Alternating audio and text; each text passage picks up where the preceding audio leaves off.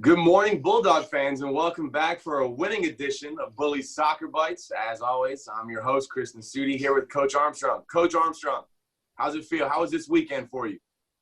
It was a great weekend. You know, the girls worked so hard throughout the week to make sure that they were prepared for the game. Then it's always up to them to execute the game plan, and we felt like they did an unbelievable job of that. We had lots of players that needed to step up that did. And it was a big win for them, big win for the program, big win for us. The girls thoroughly deserved it, so really proud and happy for them. Big win in the fact that also you didn't have to play 110 minutes this time, huh? I mean, first match all year goes regulation. Yeah, thank goodness. We were a little banged up, so we were pleased to get it over and done within 90 minutes for once. So speaking of being banged up, you went a couple key injuries, had girls out not being able to play. It looked like you had a next person up philosophy. You saw some players who, might not have gotten a ton of minutes in the first two matches of the year. You got some new faces out there playing a ton of quality minutes. 5 freshmen started. Three matches into the year, you have 5 freshmen starting in one of the best conferences in America. How'd that all get together and end up in a great result for your team?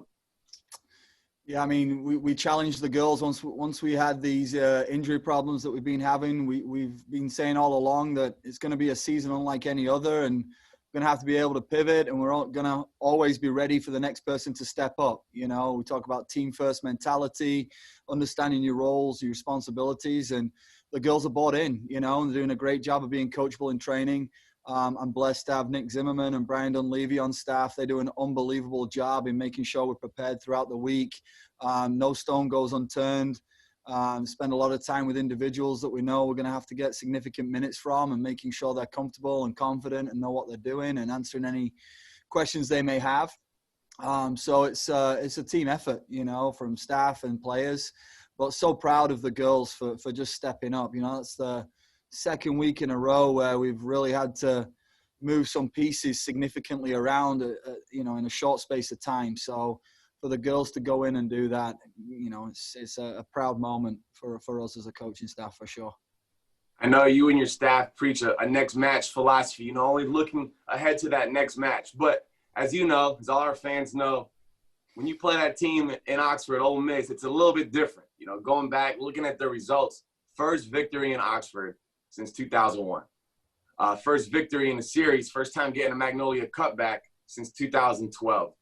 How important is it to be able to go out there and beat your rivalry like that in order to build momentum for your staff and as your program as a whole? It's massive, Chris. Like you just said, it's been a while since the Magnolia Cup's come back to Stark Vegas. So for us, that was huge.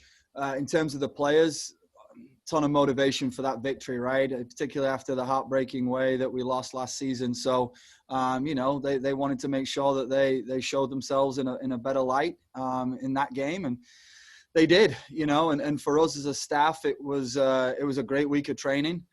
We actually had to temper it down a little bit at times because it was getting so competitive in there, and we wanted to make sure that we peaked at the right time, which is obviously Friday night. For us as a program, it was a huge win. We've talked all year about how we take the next step, and results like that obviously help. So from all different aspects, but it gives us some momentum going into the next game. We let the girls enjoy the win on Friday.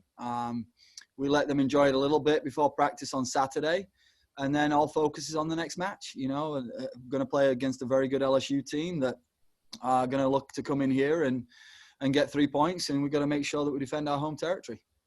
So, this might be a really simple question, but I've got to ask it. This is the first time all year you've gotten the first goal in the match.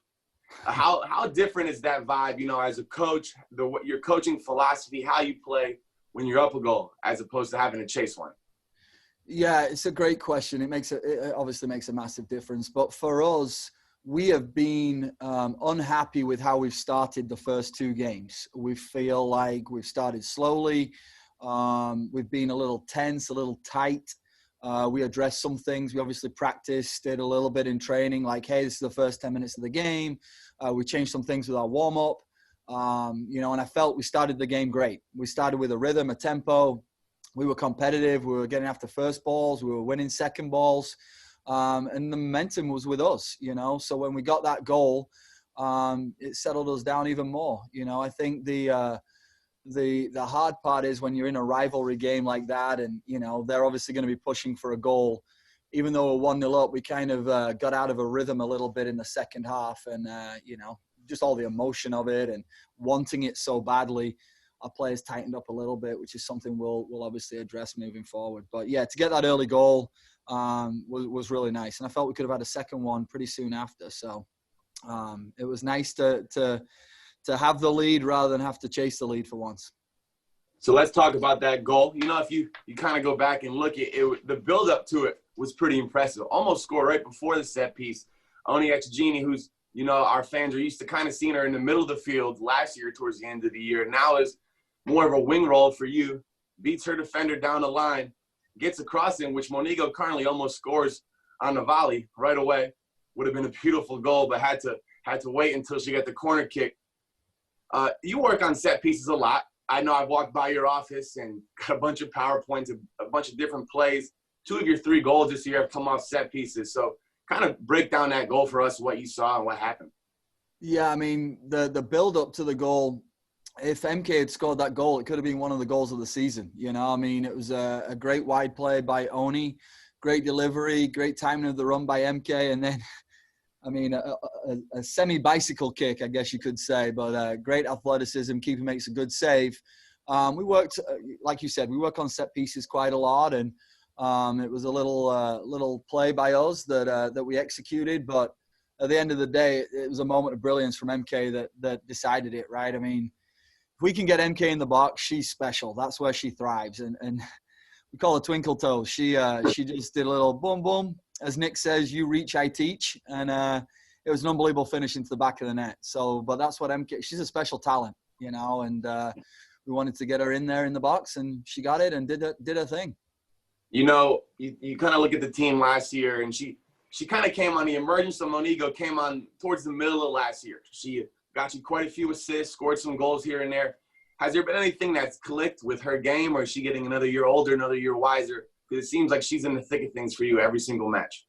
Yeah, I mean, last year was difficult for MK because she had to miss the spring, right, which was our first spring. So she missed a bunch of important things from that standpoint. Came into the midfield. Actually, she didn't start the first game of the season and came on and kind of did a really good job in attacking midfield. And somebody as talented as that, should be pushing to be on the field all the time. So we kind of challenged Monigo to get a little bit fitter and play within herself. And she's understanding that a lot better now. And she's unbelievable back to goal. She's super technical. She understands the game as well as anybody on our team, if not better. And, like I said, she's a special talent that can score goals and create as well. So, looking at the standings, looking at the table, 3 matches into the season, 3 results. Important in such a quick sprint of a year this year.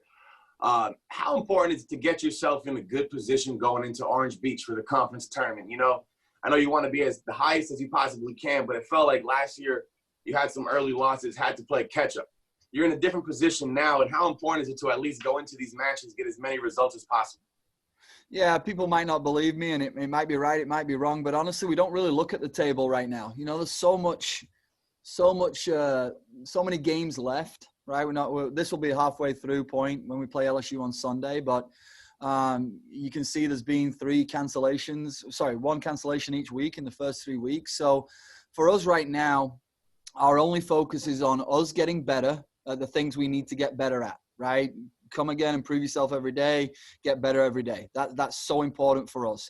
Then the next thing is just to prepare for the next opponent. Make sure we have the right game plan. Make sure the players understand the game plan. Make sure they have everything they need to execute it.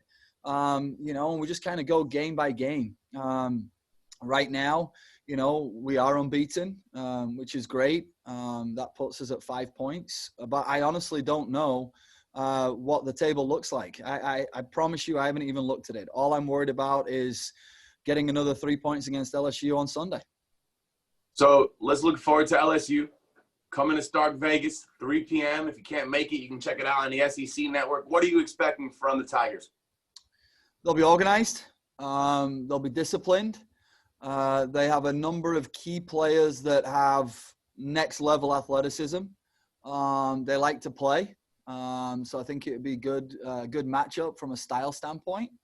And listen, they've been unlucky in their game so far. They could have been 2-0 up against Arkansas early on. They had an open look at goal from 12 yards out, and then they hit the post on a breakaway when it was 0-0. And then Ole Miss, they created Ole Miss problems. So I think they're a better team than what their record shows right now. So we're going to have to be at our best to get a result against them. So we're excited to get them on our home field, but we're going to, like I said, we're going to have to execute. Their match was canceled this weekend. Do you think in a season like this, does it give any kind of advantage to play every week or maybe get that bye week? Is there any kind of advantage, or is it just really in such a crazy time period, there's not much of a difference? Yeah, I think if you ask any coach in the league, they don't want a weekend off, just because we're sacrificing so much. And I know we talk about that all the time, but the players really are. And, they're sacrificing because they want the reward to play on a weekend. So when that's taken away from you, that's obviously going to be disappointing for all concerned. So I think if you ask anybody that's had games postponed, is a better way to put it than canceled, they're going to say, I wish we were playing. But on the flip side, it does give them longer to prepare for us.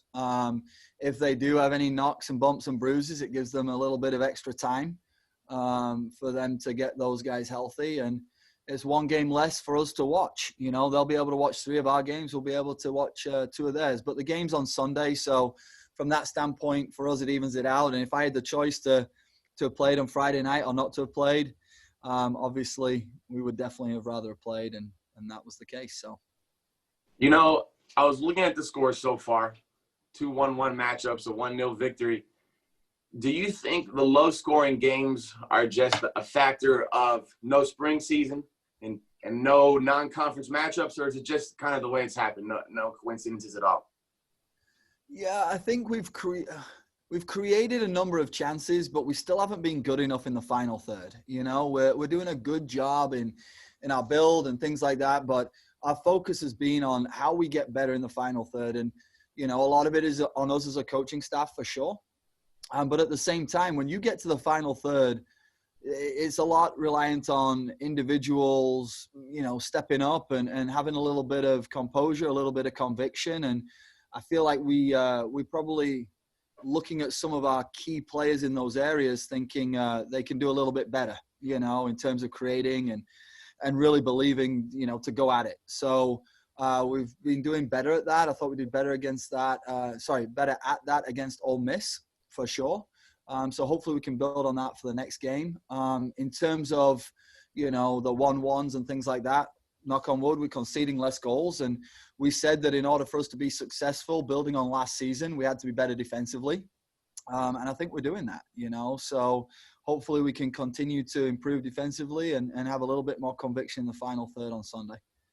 Coach, you got home late Friday night.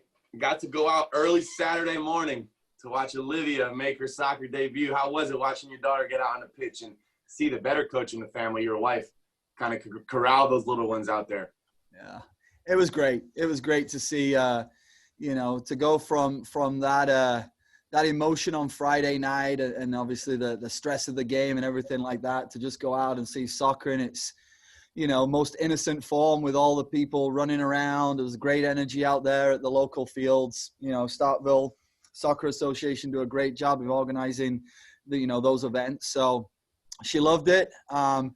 She wants to be a goalkeeper, which is killing me right now, but hopefully she's just enjoying being on the field and she'll move a little bit further up as the season develops. Coach, it seems, getting to know your family, your staffs, their families, you guys make it an effort to become a big part of this community, whether it's with the youth programs, whether it's with the marches we've had across our town. Was that a point of emphasis when you got here? You had 3 maybe outsiders, from across the pond for you. Zimmerman's an outsider whenever he goes. Brian, also a fellow Yankee. So how important was it to kind of build your roots in a community like we have in Starkville, which cares so much about our institution? Yeah, I mean, first off, I think that's just who we are as people. I like to think that we're approachable and gregarious and like to make friends in the community. And then the community itself, we need the community, you know, they're our support, they're our lifeline, you know, so we love getting to know people. We love the interest in our program. And I've said it time and time again, and it's the honest truth that the Starkville community is unlike of anything I've had before. So to make friends here is way easier than anywhere else I've been, you know, so it's a special place with special people, and we're just glad that the community is embracing us. And the amount of text messages that we got from people throughout the community on Friday night just showed again, just this is an awesome place, and we're blessed to be here. And you know what, Coach, we're looking forward to having them out there Sunday, 3 p.m. Can't make it, like I said, the SEC Network. Great atmosphere, last home match. Want the momentum to keep rolling. There's a bunch of great new foods at the games. If for fans who want to imbibe in a beverage or two, there's quite a few beer options. There's some soda, water options. Any final things to say?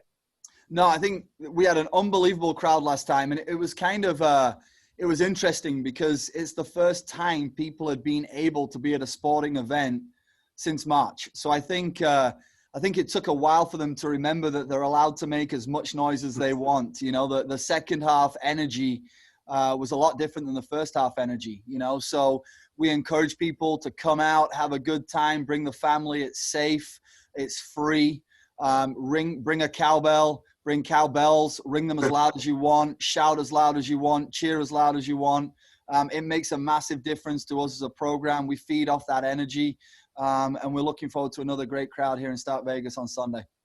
Awesome. Appreciate your time, Coach. And as always, Hail State. Hail State. Thanks, Chris.